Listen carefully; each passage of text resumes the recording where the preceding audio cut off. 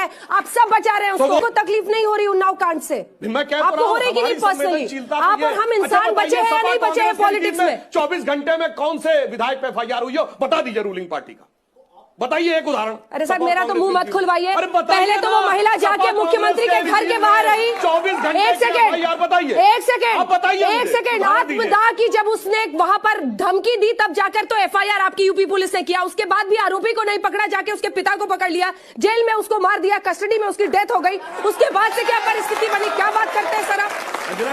क्यों? क्या हो गया? क्या हो गया?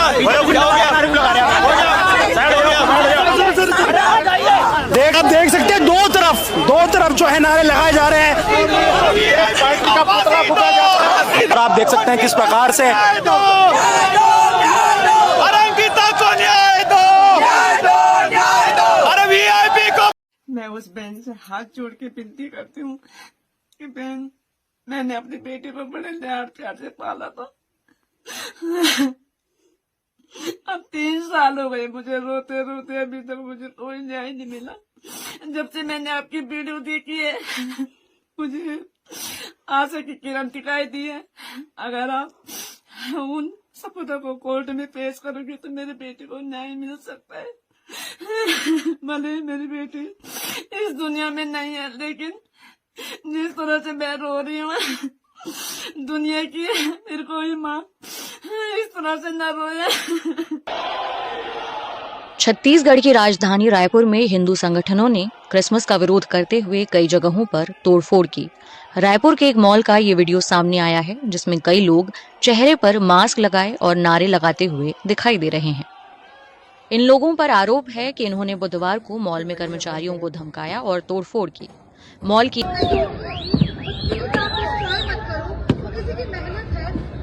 मैंने मना नहीं किया कि आप ये करें।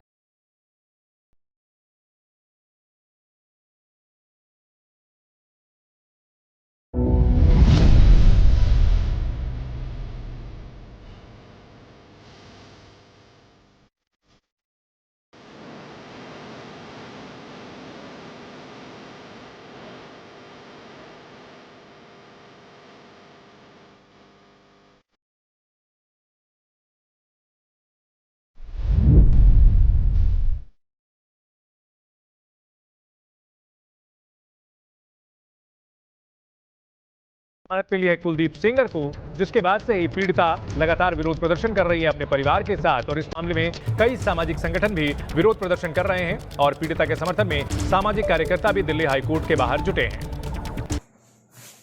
नमस्कार, मैं हूं जगत सिंह अवाना और आप देख रहे हैं सरिता टाइम्स।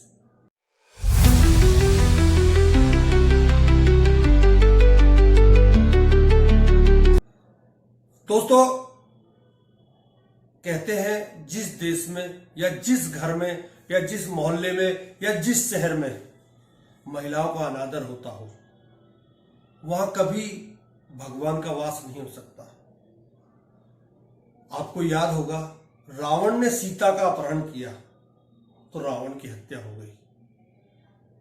इसी तरह के ढेरों उदाहरण हमारे पुराणों में लिखे हुए, हमारे ग्रंथ उनमें लिखे हुए हैं। महाभारत का युद्ध क्यों हो गया? महाभारत का युद्ध द्रौपदी का चीरहरण के बाद हुआ। द्रौपदी का चीरहरण अगर नहीं होता तो भीम कसम नहीं खाता, अर्जुन कसम नहीं खाता और न युद्ध की नौबत आती। परंतु आप सोचेंगे कि मैं आज इन बातों को क्यों कर रहा हूं। मेरा करने का कारण यह है कि इस देश में बेरोजगार दुखी, जिन्हें रोजगार नहीं मिल रहा, घर की गृहिणी महंगाई से दुखी, जो कमाने वाला घर में वो महंगाई से दुखी, कैसे सामान का अपने घर का सामान लाए, कैसे अपने बच्चों को पाले, उन बच्चों के लालन पोषण के लिए क्या क्या करे उसके लिए दुखी, परीक्षा में पेपर देने जाए बच्चा तो पेपर लीक हो जाता उससे दुखी। घर से बाहर अगर हमारी बेटियां, बहनें, माएं नौकरी करने के लिए जाए तो समाज के इन भेड़ियों से दुखी, जो औरत को एक भोग की वस्तु समझते हैं और औरत का किसी भी तरह से उसको खाना चाहते हैं। मतलब किसी तरह से मिले, औरत मिलनी चाहिए, इनके सामने कोई मायने नहीं रखता। वो किसी की बेटी है, वो किसी की बहन है, वो किसी की पत्नी भी हो सकती है, वो किसी की मां भी हो सकती है, परंतु इनके ऊपर कोई फर्क नहीं पड़ता। समाज में इस समय एक कलंक के रूप में कुछ लोग आ गए हैं। मैं किसी पार्टी पॉलिटिक्स का नाम नहीं ले सकता, मेरा इन पार्टी पॉलिटिक्स वालों पे बिल्कुल कोई भरोसा नहीं रहा है, परंतु मैं आज आपसे कुछ बातें जरूर करूंगा। आपकी किसी से लड़ाई हो जाए या सरकार आपके खिलाफ आपके ऊपर प्रेशर डाले, सरकार आपके ऊपर दबाव डाले, सरकार आपकी जमीन को हड़पे, तो आप कहां जाते हैं? आप कोर्ट की शरण में जाते हैं।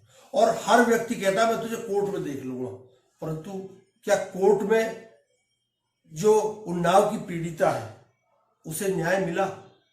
और ये जो हमारे बेशरम नेता है, जो एक अपराधी जिसके ऊपर 7-7 हत्याओं का आरोप है, जिसके ऊपर गैंगरेप का आरोप है, जिसके ऊपर एक नाबालिग 17 साल की दलित युवती के साथ बलात्कार का आरोप है, उसके लिए क्या बोल रहे हैं? उसके बचाव में आ रहे हैं। उन्नाव एक नेता तो हंस रहा है, बेशर्मी की पराकाष्ठा है। ये रिपोर्ट देखिए, उसके बाद मैं आपको अंकिता भंडारी की तरफ ले चलूंगा। अंकिता भंडारी जो उत्तराखंड की बेटी है, जिसे मारकर जमुना जी में डाल दिया, आज उस केस में एक वीआईपी का नाम आ रहा है। कौन है वो वीआईपी? किस पार्टी का है वो वीआईपी? क्या हम इन वीआईपीओ के सामने इतने मजबूर हो गए हैं कि हमारी बेटियों को मारते हैं और कानून इनका कुछ न बिगाड़ पाए? सरकार इनकी है तो इसका मतलब ये नहीं है कि कानून इनका कुछ नहीं बिगाड़ेगा। पहले ये रिपोर्ट देखिए, फिर मैं उस पर बात करता हूं। मंत्रियों के दिमाग की बत्ती आगे जलाएंगे, इनकी आंखों पर पड़े हुए बेशर्मी के पर्दे भी हटाएंगे। लेकिन पहले जरा पीड़िता के उन सवालों पर आते हैं जिन्होंने आज जांच एजेंसी सीबीआई को ही कटघरे में लाकर खड़ा कर दिया है।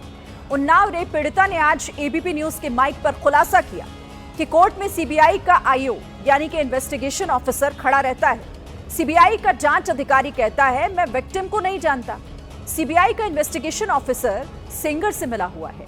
सीबीआई अगर मेरे वकील का साथ देती तो कुलदीप सेंगर को यह जमानत नहीं मिलती। मैं पीछे नहीं हटने वाली भैया, मुझे न्याय चाहिए। मैं सुप्रीम कोर्ट पे आंख बंद के भरोसा करती हूँ, मुझे न्याय देगा, मुझे पब्लिक न्याय देगी, मुझे जनता न्याय देगी। उन्नाव रेप पीड़िता न्याय मांग रही है, सुप्रीम कोर्ट से न्याय, देश की जनता से न्याय। पीड़िता का कुलदीप सिंह सेंगर के खिलाफ खुला ऐलान है, जब तक न्याय नहीं मिलेगा पीछे नहीं हटूंगी। मैं पीछे नहीं हटने वाली भैया, मुझे न्याय चाहिए। पीड़िता के साथ कदम कदम पर हुए अन्याय की एक एक तस्वीर बता रही है कि इस केस में कितने मोड़ हैं। आज एबीपी न्यूज के कैमरे पर पीड़िता ने बड़ा खुलासा किया। कहा कि सीबीआई के इन्वेस्टिगेशन ऑफिसर भी मिले हुए हैं, अगर ऐसा नहीं होता तो सेंगर को जमानत नहीं मिलती। अगर मेरे वकील का अगर सीबीआई साथ देती तो आज क्या पता कुलदीप सिंह सेंगर की जमानत ना होती। अब तो जाएंगे क्योंकि इसमें सीबीआई का आईओ मिला हुआ है। कहते हैं झुकते सब हैं, बस झुकाने वाला चाहिए। सीबीआई भी आज झुक गई। सीबीआई ने फैसला किया कि वो हाई कोर्ट के सजा निलंबित करने और जमानत देने के आदेश को सुप्रीम कोर्ट में चुनौती देगी। इसके लिए सीबीआई विशेष अनुमति याचिका दाखिल करेगी। सीबीआई ने तो मामले को गंभीर बता दिया, लेकिन यूपी के 2 मंत्रियों की गंभीरता लापता है। पीड़िता के जख्मों को यूपी सरकार में मंत्री ओपी राजभर की बेशर्मी हंसी ने हरा कर दिया है। अब घर तो उनका उन्नाव है, घर तो उनका उन्नाव है, लेकिन दिल्ली तो दिल्ली से ने जो है अच्छा किया, उनको न्याय मिला, थोड़ा देर से मिला, लेकिन हम लोग उस न्याय को स्वागत करते हैं। रेप पीड़िता न्याय के लिए मांग कर रही है, लेकिन यूपी सरकार के 2 मंत्री ओम प्रकाश राजभर और दयाशंकर सिंह उसकी हंसी उड़ा रहे हैं। दोस्तों, अंकिता भंडारी की हत्या 18 दिसंबर 2022 को हुई थी। उसमें 3 लोगों को सजा हो गई, परंतु उसमें वीआईपी का जिक्र हो रहा था। दरअसल मामला क्या है? ये मामला ये है, एक लड़की रिसोर्ट्स में नौकरी करती थी। वो रिसोर्ट था बीजेपी के नेता का, वहां अय्यासी का अड्डा था एक तरह से। वो एक नेता, बड़े नेता बीजेपी के, उनका दिल अंकिता भंडारी पर आ गया, तो अंकिता भंडारी को वो ग्रहण करना चाहता था किसी भी तरह से, परंतु अंकिता भंडारी बेचारी अपने परिवार को पालने के लिए घर से बाहर निकली थी। वो कोई गलत काम करने के लिए नहीं निकली थी, वो ईमानदारी से कमाना चाहती थी, वो ईमानदारी की नौकरी करना चाहती थी, परंतु इन भेड़ियों ने उसको इतना टॉर्चर किया, वो मना करती रही कि मैं किसी को, उसके ऊपर दबाव डाला कि तुम्हें इसके साथ सोना है, तुम्हें इसके साथ अय्यासी करनी है, तुम्हें इसके साथ ये काम करना है, परंतु वो बेचारी मना करती रही और उसका हाल ये हुआ कि उसकी हत्या हो गई। सोचने वाली बात है, कौन था ये वीआईपी? एक महिला है उत्तराखंड की ही, उर्मिला सनावर, उसने एक ऑडियो जारी किया। ऑडियो में बिल्कुल साफ वो बोल रहा है कुछ लोगों के नाम। पहले ऑडियो आप सुनिए, इसमें कुछ शब्द ऐसे हैं जो इन पर आपको आपत्ति हो सकती है, मैं उसके लिए माफी चाहूंगा आप, लेकिन ऑडियो पूरा आप सुनिएगा। अगर आपने पूरा ऑडियो नहीं सुना तो आपकी समझ में बिल्कुल नहीं आएगा। ये सुनिए। विनोद आर्या, उस अंकिता भंडारी का जो लड़का बंद है, वो विनोद आर्या का, वो अंकिता भंडारी के मर्डर में बंद है। अंकिता भंडारी को उसने प्रेशर किया कि तू दुष्यंत को देखी, रात को इसके साथ सोगी, उसने मना कर दिया, उसने ज्यादा पी ली, उसने सुसाइड कर ली। अंकिता बोले मैं ये काम नहीं करूं। वो होटल वहीं बता रहे थे ना आप, जहां हम गए थे घूमने? हाँ वही था जहाँ वो टाइगर पैगर मिले थे, मैंने दिखाया था जहाँ रिजॉर्ट है, और अंकिता भंडारी थी उसमें। और वो पहाड़ी छोड़ेंगे नहीं किसी भी कीमत पर दुष्यंत गौतम को। अगर दुष्यंत गौतम को अभी पार्टी ये कह देती कि पल्ला झाड़ देती तो पार्टी गिर जाती, भारतीय जनता पार्टी गिर जाती। 2 लोगों के नाम है इसमें, मैं फिर बता रहा हूँ, एक दुष्यंत गौतम और एक अजय कुमार, वो संगठन महामंत्री, दोनों उसके महामंत्री संगठन, दोनों। ये हरिद्वार था, उसका मुझे पता नहीं वो कहाँ था। कौन? इनमें से कोई 2 के नाम आए हैं, संगठन महामंत्री अजय और दुष्यंत कुमार पता नहीं मुझे कहाँ है, लेकिन ये उस दिन यहाँ ठहरा हुआ था। तो सीबीआई वगैरह जांच नहीं हुई, खुलासा नहीं हुआ? अरे भैया सीबीआई जो तो मैं बता रहा हूँ, पार्टी बचा देती है, पार्टी की छवि खत्म हो जाती है। सीबीआई क्या करेगी? महामंत्री है वो, पार्टी धीरे से हटा देती है बस। बाद में बदनामी तो पार्टी की है ना। मुख्यमंत्री ने बचा रखा ना उसको, मुख्यमंत्री ने बचा रखा, ये शब्द इसके हैं, हमारे नहीं।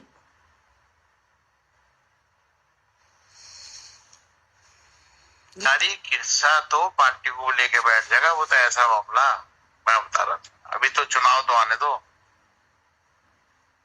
पोस्टर आप घूमे ना, पोस्टर दुष्यंत गौतम के और अंकिता भंडारी के, मेरे मुंह पर मुद्दे देना। 7 केस है, 7 महिला अपहरण, 7 जो उसके खिलाफ गए ऊपर पार्टी में सबूत, जो मैं सबूत के जमा,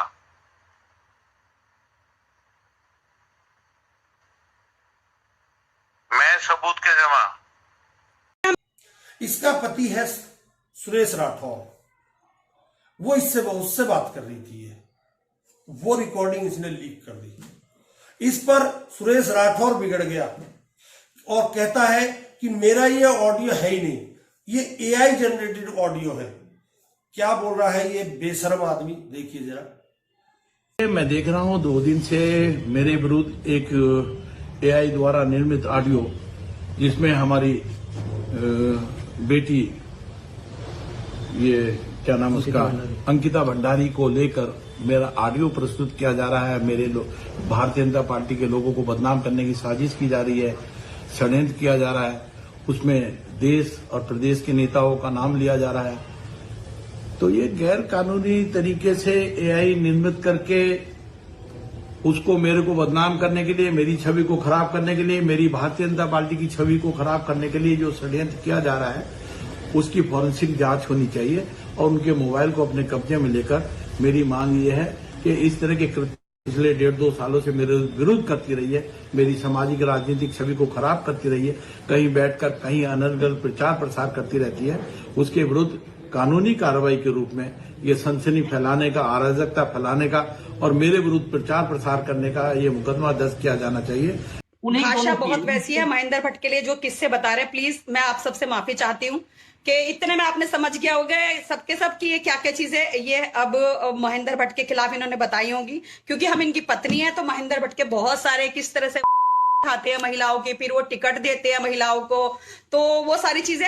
और जब अब हमने ये जो फोटो दिखाया है आपको 21 नवंबर का महेंद्र भट्ट जी के जो हम आवास पे गए, 21 नवंबर को जब हम महेंद्र भट्ट जी के पास गए तो महेंद्र भट्ट जी से हमने कहा कि हमारे पति ने 19 तारीख को ये लिखा कि हम उनकी पत्नी नहीं है और हमारे बारे में इस तरह की उन्होंने एक पोस्ट डाली जो पूरे उत्तराखंड में वायरल हो रही है।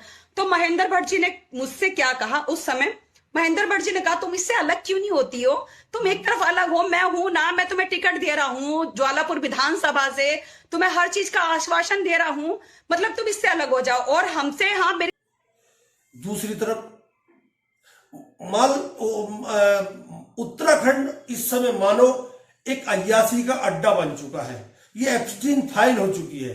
बताया जाता है कि वहां का अध्यक्ष है बीजेपी का, बताया जाता है। मैं पहले ही बोल रहा हूं, मैं कंफर्म नहीं हूं, ना ही मैं इस ऑडियो की पुष्टि करता हूं कि ये उसकी आवाज है, परंतु जब इसने उर्मिला सनावर ने जब ये जारी किया तो मैं इस पर भरोसा कर सकता हूं। आप करना चाहे आप कर सकते हैं, ना करना चाहे कोई बात नहीं है। एक महेंद्र भट्ट नाम का अध्यक्ष है बीजेपी का उत्तराखंड का, वो उसका नाम लिया गया है बाकायदा कि वो अय्यासी करता है, जगह जगह पर जाता है, उसकी भी एप्स्टीन जैसी फाइलें हैं। ऐसा भी आरोप इसी उर्मिला ने लगाया है। आप सुनिए महेंद्र भट्ट क्या बोल रहा है और उसके जवाब में सनावर जो उर्मिला है, उर्मिला सनावर ये क्या बोल रही है। दिया है जो महिला जिसे अपना पति बोलती है वो उसको अपना पत्नी मानने को तैयार ही नहीं, उसका सामाजिक कोई अस्तित्व नहीं है, ना समाज में उसको स्थान है। इस प्रकार की महिला से और 2 प्रकार के काम कांग्रेस कर रही है।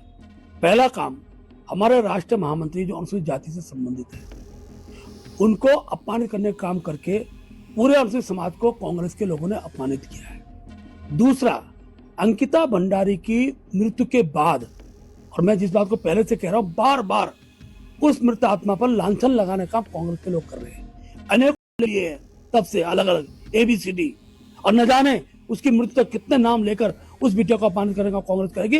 कांग्रेस को मात्र से माफी मांगनी चाहिए।